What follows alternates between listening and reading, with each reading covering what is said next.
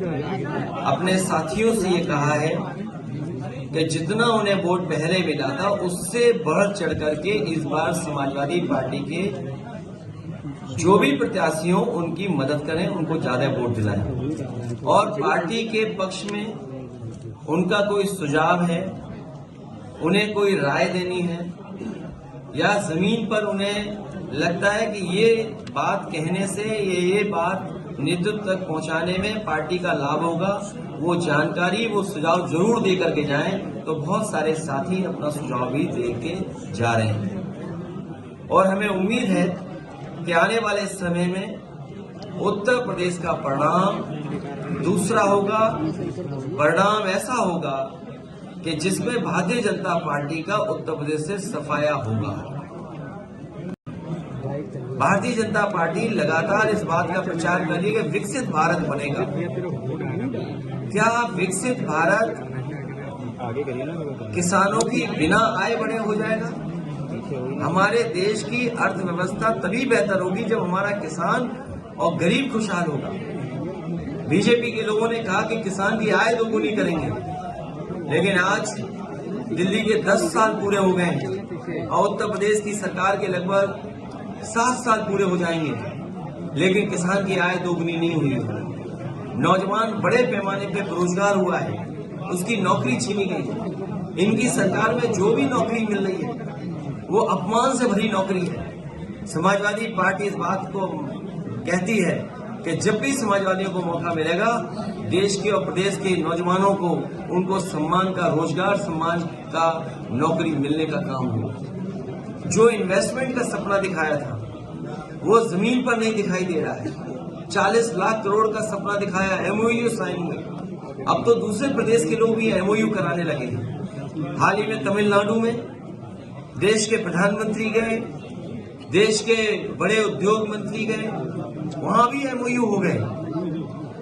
अब सोचने की बात यह कि क्या उत्तर प्रदेश में जो एमओयू किए थे वो जमीन पे आ रहे हैं? और जिन इंडस्ट्रियल पॉलिसी के तहत इन्होंने इन्वेस्टमेंट मांगने के काम किया था, क्या उन इंडस्ट्रियल पॉलिसी के तहत योजनाएं जमीन पर पहुंची हैं? क्या उनको इंसेंटिव दिए गए हैं?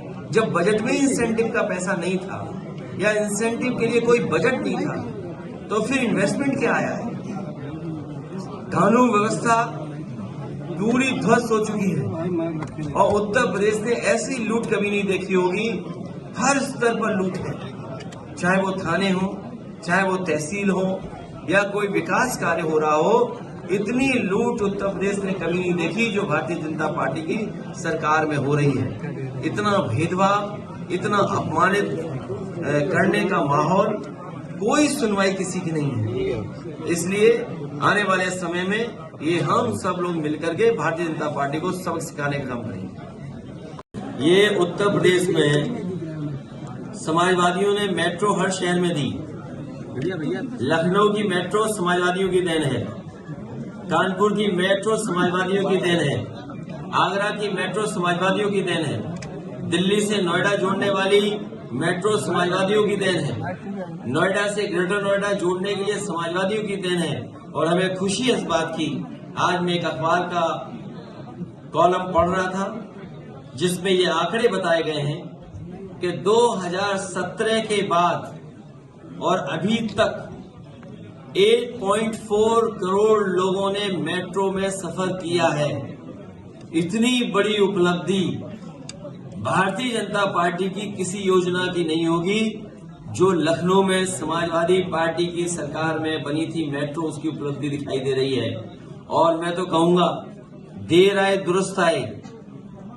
अब सरकार ने फैसला लिया है कि अगले फेज की भी मेट्रो बनेगी।